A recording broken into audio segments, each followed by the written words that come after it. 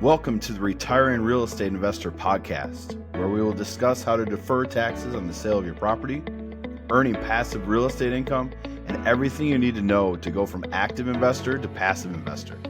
Join us as we interview passive investment sponsors, explore the journey of other retiring real estate investors, and share our due diligence process we perform to select passive investments. Investment advisory services provided by Insight Investment Advisors, LLC, a registered investment advisor. This podcast is only intended for clients and interested investors residing in the states in which we are registered to provide investment advisory services or exempt from registration. Please contact us to determine if the firm provides investment advisory services in the state where you reside. All content on this podcast is for informational purposes only and should not be considered investment advice. Material presented is believed to be reliable sources, and no representations are made by our firm as to another party's informational accuracy or completeness. Insight Investment Advisors, LLC and its representatives do not provide tax or legal advice, and nothing herein should be construed as such. Always consult with your tax advisor or attorney regarding your specific circumstances. Wonderful. Welcome again to another episode of the Retired Real Estate Investor. I have Josh Wright, a host. I'm Brandon Bruckman, a host. We are the hosts of this podcast, and today it's us. Are you excited about that, Josh? I'm so excited I can barely stand it. That's why he can't stand. He's sitting. He's too excited. So a continuation. We want to continue to talk about Delaware Statutory Trust. Last time we talked about what it is. We walked everyone through what that is. Today we're going to talk about why. What's so advantageous about the DST. And so I'm going to prompt you a little bit, Josh. So I think number one, why this thing is exciting is it's 1031 exchange eligible. You can use it as replacement property. Yeah, absolutely. I mean, the biggest problem a lot of real estate investors have on 1031 exchanges is they can't find that replacement property. And not even just people who want to go passive, but people looking for their own properties struggle to find them, particularly within the time frame that's allowed for a 1031 exchange. You know, you close on your sale, you have 45 days to identify, 6 months to actually close on the replacement property. You know, unless you're starting really early before you close on your own property, there's some real tight timeline there to try and fill. Yeah, we talk about it is certainly eligible for that, but then the availability of that asset, I think, becomes one of the most surprising aspects to our potential clients is, okay, well, how do we get these DSTs? Well, they're waiting for you. They're there on your timeline, and we can invest the exact amount that you need to invest into that DST, and to really have frankly, a more simple way to complete the exchange. Can't be any easier than that. Ready-made investments waiting for you, as opposed to you trying to find a replacement property. In many cases, I mean, I find that we're not even that concerned about the timeline. Like, we're making decisions so quickly that we're right close before 45 days even happens. So that is definitely item number one. And it's interesting, even though it is viewed as this is fractional real estate, and then we'll use that as our next benefit, but still viewed as replacement property by the IRS. Even though you fractionally own this thing, you don't own it outright, the IRS still looks at that as individual ownership or as ownership of that asset, which is awesome. Let's talk about that other aspect too that I marked down as an advantage is fractional ownership. So you don't own the whole thing, but what does that fractional ownership allow the investor to do, Josh? Oh man, there's a lot of advantages to fractional ownership. I mean, number one, you're going to be able to invest into properties that you never could have done on your own.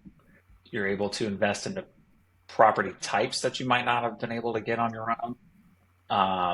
Not to mention, if there's debt on the DST, you're able to cover your debt but not have it be recourse to you any longer. Mm-hmm. But yeah, I think the biggest advantage is just getting access to the properties that you never could have done by yourself. Mm-hmm. And these are big properties we're talking about. I think the latest manufacturing industrial DST deal we're looking at was something of the nature of $230 million in total deal size. If I'm coming out of a property with $1 million, even $5 million, there's absolutely no way I could acquire an asset of that size. And our hope there is that in acquiring those assets, we also have some level of safety that we're acquiring, sort of what's referred to as institutional quality, making quote fingers for those listening. So our institutional quality assets that you can acquire in this space with as little as $100,000 to be a fractional owner there, in that asset. As you said, Josh, just something you just can't do. Mm-hmm. Other advantages. You mentioned I want to get to it later, but you mentioned it, so let's talk about it. The non-recourse debt option. Can you talk a little bit about, you're very familiar with this, the precursor to the Delaware Statutory Trust is the tenant in common agreement, where non-recourse to debt isn't an option. Talk a little bit about that. Yeah, I ran into this in my own family when my father went to sell one of his properties early in his career. He wasn't ready to retire. He was still probably 10 years out of retirement, but he had an unsolicited offer pop up for one of his hotels. He didn't want to have to buy another property, staff it up, manage it. And he essentially just looked at me and said, go solve that problem. And I tried to explain to him that's not what I do. And he said, I don't care, go figure it out. And that kind of led me down this path. And when I started to explore what were his options at the time, this was pre-DST. It was all tenant in common structures. And when I dug under the hood on those, I found, frankly, good real estate. It was just the structure. One of the biggest problems being the debt side being recourse, meaning, if it was him and 10 other investors going into a tenant in common deal, everybody had to post collateral. Everybody had to put up money and qualify for that debt, which also meant if the property didn't perform, they were all on the hook for whatever happened with that property. Now, imagine that if you're going into a passive deal. So you're not managing it, you're not making all the decisions, yet you're liable for whatever happens. It's kind of a tough spot to be in, and he did not like that. Not to mention, if it didn't perform, you could get cash calls and a number of other things happening. So DSTs have, by law, non-recourse debt, and everything is structured prior to that DST being offered to the public. It's a huge advantage to be able, for us, a huge advantage for us and for the client to know if we look at a DST, we like that deal, we think it's a good deal for investors, we know exactly what the debt looks like. It's automatically going to be non-recourse debt to our clients. So even if you had debt on the property you sold, it's no longer your debt, it belongs to the DST, to the trust, not you. You've now removed that headache, so to speak, but we also are able to get enough leverage to help qualify your exchange. I think it's a huge advantage for DSTs. It's a huge risk mitigation point there as well. When you talk about the tenant in common agreement and the recourse on the debt, and then your inability to make decisions associated with it, it doesn't sound very passive anymore. It sounds semi-active in what you're doing there. So we're losing the advantages of, or what we're trying to do. What are we trying to do for our clients is to really take them into, as the podcast title alludes to, we're helping them retire. And then to continue to be active is not what we find most clients are looking for. They're looking for non-activity. The activity they're looking for involves Mai Tais and beaches and golf courses. It doesn't involve worrying about capital calls on debt and things of that nature that go poorly. That's a bad fit. So hence, I do want to say, by the way, that just for full disclosure, there are tenant in common structures today that have non-recourse debt. So they do exist. They're not as common, obviously, as a DST, and there's a whole nother conversation to talk about tenant in common structures and where those fit or don't fit. But certainly the non-recourse debt built into a DST is a huge advantage. More non-recourse debt, please. Where do we find it? Absolutely. I'd like as much of it as possible. We've alluded to a little bit the sizing of the investment you're making here, that we're able to have fractional ownership, which allows us to acquire a much larger property than we'd be able to do on our own. Talk a little bit about our ability then to diversify. I mean, what can you do with $1 million in capital here that you probably couldn't do on your own? Yeah, so with the low minimums on a DST, so $100,000 minimum, we can build a portfolio of real estate for a client.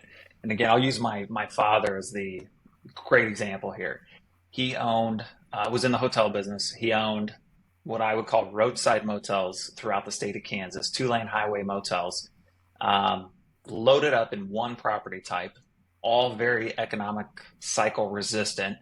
So he had years where he made lots of money and things were great. And then the economy in the state of Kansas would turn down. He would go from running 70+% occupancies a night to 20 and 30% occupancies a night. And literally overnight, he couldn't pay the bills. And as a kid, I could never understand that. As an adult in the real estate business, I completely get it. If your occupancies drop 50% and they sit there for a year like that, you're not going to be able to pay the bills. It's going to be a tough spot to be in, right? So when he rolled out of hotels, and we see this a lot, when we have clients coming out of possibly heavily loaded into one property or one property type or one city or one geographic location, going to DSTs now, we can diversify them, truly diversify them. We can build them different property types. We can spread them geographically across the country. And it's a huge advantage of DST. I mean, frankly, the fact that we have a lot of DSTs at any moment in time, we have an approved list of deals that we have available for our clients. It allows us to build this out for them. And in my view, we're lowering risk, frankly, for the client. So huge advantage.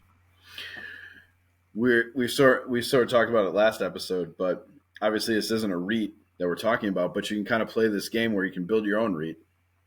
It's a build your own REIT story, build your own portfolio here of these assets. And exactly as you said, you can diversify these across asset types. And that's a huge advantage we haven't talked about either, is you can sort of look at these from a variety of different asset types. Most of it is multifamily, newer multifamily, stabilized multifamily, but there's a whole section of other bucket.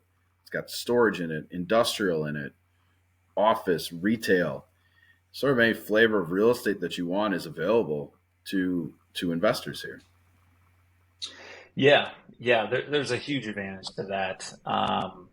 A lot of different property types. And I feel like one of the reasons we talk to clients and ask a lot of questions to clients about what the rest of their financial picture looks like, what does the rest of your real estate portfolio look like? We can kind of build portfolios that will complement that or help them diversify. I mean, it's really common for me to run across clients who are just loaded up in one type of property. And, yes, we are plan for the worst case scenario type of planners, right? We want to think through what's the worst thing that could happen. Building in that diversity just makes a huge positive move, I think, for clients, period. 100%. 100%. Another aspect I wanted to hit that I think is an advantage as well here is I think I get asked often, like, are these your deals? Like, are you going to acquire the property? The answer is no.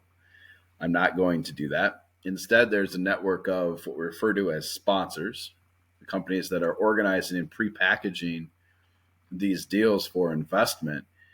I think that's an advantage to have, and we'll do the vetting on these companies as well as a starting point before we look at their deals. Most of these companies have great track records of doing this business and selecting these real estate assets and acquiring them and being able to exit them. Talk about a little bit, Josh, about what you see on the sponsor side of why that's sort of a helpful person to sort of bring into this equation. Sure. Well, first of all, us using other sponsors, it helps us remove conflicts of interest, right? If we're doing our own deals and we're taking all our clients to our own deals, we have a whole lot of conflicts of interest. It's not to say we couldn't have good deals or any sponsor can't, but for us, our primary focus is helping our clients execute their exchange, qualify that exchange, and finding the best deals we can to fit their situation, right?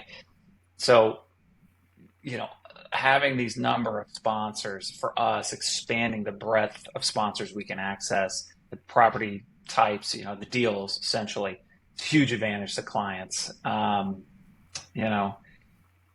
Ultimately, we sit between our client and these sponsors, and we kind of put our own reputation on the line that we're doing proper due diligence. We're kind of filtering out the junk from what we think are decent deals and good deals and better deals. So huge advantage for us to expand and have a large pool of sponsors we draw from. And frankly, from the sponsor side, they they're in this business, right? If they do poor deals, they're not going to be in the business long, right? Their incentive is to put out deals that work and take good care of clients. Otherwise, they're going to go out of business. From our side of the table, we need to filter these. We need to do good due diligence and find the best deals, period, for clients. And we need to have as many options as we can to fit those scenarios, because every client we work with, you've got different things you need in your life. Maybe it's cash flow. Maybe it's high leverage and you're coming out of a deal and we got to find something high leverage for you. Maybe we need to think about liquidity concerns down the road, whatever it is. The more deals we have available that look different with different kind of outcomes and goals, the better we can fit them to our clients. 100%. And there's about 40 sponsors, give or take, depends on what day it is, in the DST space active. The majority of those probably might not be around, I hate to say it, 5 years from now, 10 years from now. There's a stable that have been very active and have lasted throughout the course of this industry. We like them a little bit better. Our preference is there, but man, do we want to look at everything. And we're picky. We're a little choosy. We're a bit more choosy than, frankly, somebody else that might be sitting in our seat and might be showing some of these deals. We're a bit more choosy about what we choose to show. And it is striking a bit of a balance, I think, for us between making sure we have enough investments available and doing that due diligence and filtering out the items that we just don't think investors may not have as great a chance of at least return of capital, much less return on capital. Sponsors love us or hate us, and it's driven a lot by we ask a lot of questions, and I feel like they're questions that everybody should ask, frankly. But some sponsors they're happy to have all that conversation and have all that data ready for you. Some are happy to give it, but maybe they're not ready for it. But if there's a sponsor that hesitates to answer all those questions, it's usually a red flag for a reason. And something else you made me think of, by the way, that's probably interesting to mention is, there's probably, like Brandon said, 40 or 50 sponsors out there right now. And that number will go up and down depending on what's happening in the real estate market. It's really common in a hot real estate market to see a bunch of firms jumping into the DST space. Maybe they've done private real estate deals or private cash only syndications for many, many years. And maybe they have a great track record and they decide to jump into the DST space because demand's high. Very common. Sometimes that's good. Sometimes it's bad. It's fine if they understand the DST structure itself, and sometimes sponsors don't, and that's been a problem. The other thing you'll see happen is if the real estate market gets not as hot, if it starts to come down or pull back for a while, you'll see a bunch of sponsors jump out of the space. And I've had clients ask me questions with a little confusion. So did their deals blow up because they got out of the space? The answer is no. Each deal exists on its own. It doesn't matter if the sponsor decides to stay a sponsor in the DST marketplace or not. The deal exists on its own, right? So you gotta separate whether a sponsor is active or not active in this space. 2008 was a perfect example because pre-2008, there was dozens of sponsors in the DST space. Post-08, it shrunk quite a bit, 6, 7, 8, 9 sponsors, something like that. And it's not because, maybe even less. And it's not because they blew up. It's not because they went bankrupt. It's just simply they decided that business was not a business they wanted to be in, and they stopped offering new deals inside of DST structures. And again, we're in a market now, we could have a discussion about where the market is now, but certainly the real estate market has been hot the last 3, 4, 5 years, particularly from an institutional perspective. And we've seen more and more smaller real estate shops jumping into the DST space, which I think is a positive thing, frankly. We want to see more deals and find great deals for clients, period. It takes definitely more vetting of a smaller sponsor for us to get comfortable with them, but I still think it's a positive thing. Yeah, more the better. We want to look at everything that comes to this space and evaluate deals and sponsors on their merit, period. So we definitely don't want to exclude those folks. And we are not allowed today to have a conversation about the current state of the real estate market. That's outside the scope and bounds of this this podcast. We will not do that. Understood. Instead, Understood. busted. Nope. Stop. I put the curves on you. No more. Here's what I want to do though. Let's summarize. So again, advantages of DST. I'll list one and then you list one. We'll see if we can exhaust them all. One, I'll go first. 1031 exchange eligible as replacement property. Your turn. Diversification. Small minimums. Non-recourse debt. Put me on the spot, didn't you? Yeah, I did this until Passive. Completely passive investment. I'm going to cheat. Institutional grade assets. Does that count in yours when you talk about sizing and diversification? No, I'll take that. Institutional grade assets there. That's mine. I'm totally cheating. Yeah, you're cheating. You're looking at a list. 100%. Of course I'm cheating. I'm trying to think of another one. Got nothing. I got nothing. I think we missed two. So I'll say the last two. One, and I do think a solid sponsor relationship is a huge advantage there of having someone else with experience there acquiring, managing, and then helping on disposition of that asset. It's a big advantage. And then we talked about the 1031 exchange and the tax benefits of the DST. I don't think we didn't talk about the ongoing tax benefits. The DST is taxed just like you own the real estate, like you have been all the time. In fact, after you get through the 1031 exchange and you're into the DSTs, I think your CPA is going to like you a lot because you're going to send them a very consolidated statement in form of financials coming from the sponsor. And it's business as usual on your taxes. Depreciation schedule carries forward. Same treatment as you would have owning real estate outright, which I think is a huge advantage we forgot to mention. But that's a darn good thing. Absolutely. That question comes up a lot with clients, actually. How is the income treated from a tax perspective from a DST? What other benefits am I going to get from a tax perspective? And I always tell clients it's exactly the same as what you have now. All the normal real estate benefits you're still going to get. Depreciation pass through, mortgage interest pass through, write-offs pass through, but tax reporting is much, much simpler. Much simpler way to go. Certainly a benefit. Waiting for my Christmas gifts from CPAs. I haven't seen any yet, but maybe this is the year. All right, everyone. That's advantages of DSTs. Josh, thank you for joining and hosting, and thank you for wearing that shirt. It's beautiful in every single way possible. Absolutely love it. It's Hawaiian shirt season. It's Hawaiian shirt season. Yeah, it's getting nice out. I'm excited. I'm a little early to the game, but I'm just going to keep it going. Somebody's got to do it. Might as well be me. We got to channel that good weather energy for